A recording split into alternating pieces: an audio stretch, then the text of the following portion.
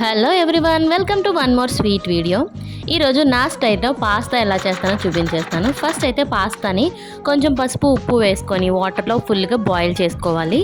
ఎంతవరకు తెలియకపోతే ఒక్క విజిల్ వచ్చేంత వరకు బాయిల్ చేసుకోండి. ఇప్పుడు వెజ్జీస్ అలాగే ఎగ్ కూడా స్క్రంబుల్డ్ ఎగ్ ప్రిపేర్ చేసుకొని పక్కన పెట్టుకోండి.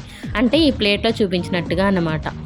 సో ఇవన్నీ ఇప్పుడు ఒకదాని తర్వాత ఒకటి వేస్తూ కలుపుతూ ఫ్రై చేయండి ఆయిల్లో. అలా అన్నీ ఫ్రై అయ్యాక పసుపు ఉప్పు కారం కూడా వేసి బాగా ఫ్రై చేయండి. ఇప్పుడు ఇవి దగ్గరికి టమాటోస్ ఇవన్నీ దగ్గరికి అయిపోతాయి కదా, అందులోనే స్క్రంబుల్డ్ ఎగ్ కూడా వేసేయండి. ఇప్పుడు ఆల్రెడీ బాయిల్ చేసి స్ట్రెయిన్ చేసి పెట్టుకున్న పాస్తాని తీసుకొని ఇందులోనే వేసేసేయండి. అన్నీ బాగా కలపండి. బాగా కలిపి కాసేపు అలా ఫ్రై అయిన తర్వాత కొంచెం సోయా సాస్, ఇది ఆప్షనల్, మీకు ఇష్టం ఉంటే వేసుకోవచ్చు. అండ్ లాస్ట్లో కొత్తిమీర వేసి స్టవ్ ఆఫ్ చేసేయండి.